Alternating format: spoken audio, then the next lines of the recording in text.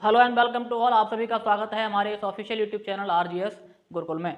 और मैं सुमित तिवारी आज आपसे फिर रूबरू होने वाला हूं एक नए कंटेंट के साथ। तो आज हम बात करने वाले हैं सिंधु घाटी सभ्यता के बारे में। जी हाँ, सिंधु नदी के किनारे बसे होने के कारण इस सभ्यता को हम सैंधव सभ्यता भी कहते हैं। हड़प्पा नगर की सबसे पहले इसमें खोज हुई थी, इसलिए हम इसे हड़प्पा सभ्यता भी कहते हैं। कांसे के बर्तनों का सर्वप्रथम प्रयोग हुआ था, इसलिए हम इसे कांस्य युगीन सभ्यता भी कहते हैं। इसे हम नई नगरी क्रांति, मैलोहा सभ्यता। अगर मैं सिंधु घाटी सभ्यता के विस्तार की बात करूं तो इसका विस्तार 3 देशों में है, भारत, पाकिस्तान और अफगानिस्तान। अगर दिशाओं की बात करूं तो उत्तर में इसका विस्तार जम्मू कश्मीर के मांडा से लेकर दक्षिण में इसका विस्तार महाराष्ट्र के दामाबाद तक है। पूर्व में इसका विस्तार उत्तर प्रदेश के मेरठ के आलमगीरपुर से लेकर के पश्चिम में इसका विस्तार पाकिस्तान के सुत कांगीडोर तक है। वहीं इसकी मैं प्रमुख स्थलों के बारे में बात करूं तो प्रमुख स्थल जैसे कि हड़प्पा हुआ, तो हड़प्पा की खुदाई 1921 में दयाराम साहनी ने की थी। हड़प्पा से हमें क्या क्या साक्ष्य मिले हैं, यहाँ से एक क्वेश्चन जरूर बनता है, तो आइए जानते हैं। हड़प्पा से हमें एक श्रृंगी बैल मिला है, हड़प्पा से हमें कांच दर्पण मिला है, हड़प्पा से हमें स्वस्तिक का चिन्ह मिला है, R37 कब्रिस्तान मिला है। ठीक, हड़प्पा से हमें मातृ देवी की मूर्ति मिली है।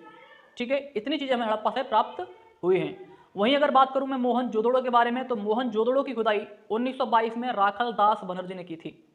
मोहनजोदड़ो से हमें बहुत सी चीजें प्राप्त हुई हैं, जैसे मोहनजोदड़ो से हमें कांसे की नर्तकी मिली है, मोहनजोदड़ो से सूती वस्त्रों के कारखाने मिले हैं, यहाँ से हमें पुजारी की मूर्ति मिली है, अन्नागार मिला है, एक विशाल स्नानागार मिला है। ठीक, यहाँ से अग्नि वेदियां हमें प्राप्त हुई हैं। वहीं अगर हम बात करें चन्नूदड़ो की, तो चन्नूदड़ो की खुदाई गोपाल दास मजूमदार ने करवाई थी 1934 में।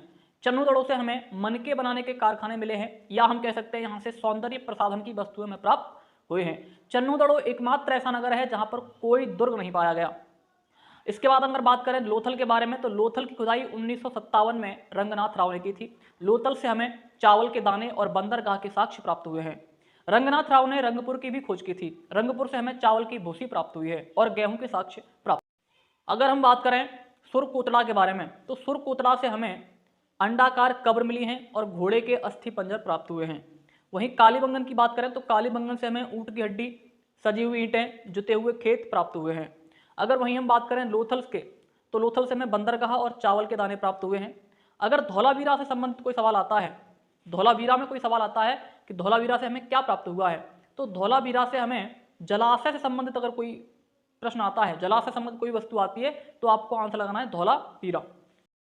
अब हम बात करते हैं सिंधु घाटी सभ्यता के कुछ महत्वपूर्ण बिंदुओं के बारे में, जैसे कि सिंधु घाटी सभ्यता के प्रमुख देवता कौन है, तो पशुपति जो है वो सिंधु घाटी सभ्यता के प्रमुख देवता हैं।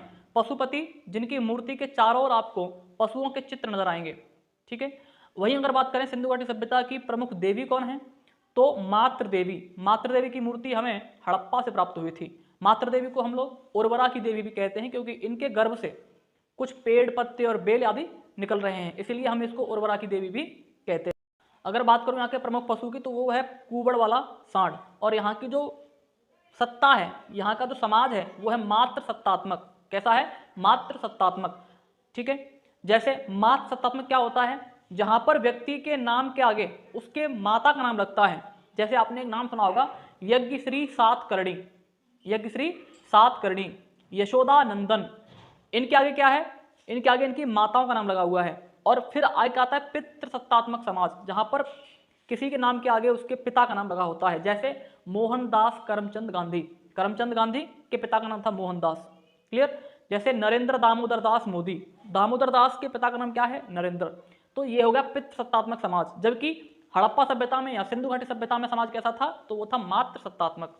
अगर हम बात करें यहाँ पर मिली हुई जो ईंटें मिली थी, जो हमें यहाँ पर ईंटें मिली थी, उनकी लंबाई, चौड़ाई और ऊंचाई का अनुपात 4:2:1 है। यहाँ की प्रमुख फसलों के अगर बारे में बात करें, तो यहाँ की प्रमुख फसलें थी गेहूं, जौ और कपास। कपास सर्वप्रथम पाई जाने वाली फसल है। ठीक है, वहीं अगर बात करें यहाँ की सबसे बड़ी इमारत के बारे में, तो वो थी अन्नागार। और अन्नागार ऑप्शन में नहीं आ रहा है, तो आप लगाइएगा स्नानागार। क्लियर? अगर वहीं पर बात करें कि बताइए चांदी का मुकुट कहाँ से मिला, तो चांदी का मुकुट कुणाल, हिसार से मिला है, ये हरियाणा में पड़ता है। अगर बात करें कि बताइए तांबे का रथ कहाँ से मिला है, तो वो ये महाराष्ट्र के दायमाबाद से मिला है। क्लियर? तो इतनी सारी चीजें मैंने आपको बताई। उसी में अगर बात करेंगे सिंधु घाटी सभ्यता की भाषा क्या है, तो भाषा है इसकी भाव चित्रात्मक। कैसी है? भाव चित्रात्मक। और लिपि क्या है? तो लिपि है इसकी अज्ञात, यानी कि इस लिपि को कोई आज तक पढ़ नहीं पाया है, या हम इसे बोस्ट्रोफोन नाम देते हैं, जिसमें कि सर्वाधिक यू आकार के सिंबल जो है देखने को मिलते हैं। क्लियर? इसका क्षेत्रफल कितना है? तो इसका वर्तमान क्षेत्रफल लगभग 20 लाख वर्ग किलोमीटर है। कितना? 20 लाख वर्ग किलोमीटर है। ठीक है, उम्मीद करता हूँ ये वीडियो आपको अच्छी लगी होगी, यहाँ से जो जानकारी है आपको बहुत पसंद आई होगी। तो इस वीडियो को शेयर कीजिएगा, कमेंट कीजिएगा, सब्सक्राइब कीजिएगा चैनल को, जिससे हमें मोटिवेशन मिलता रहे।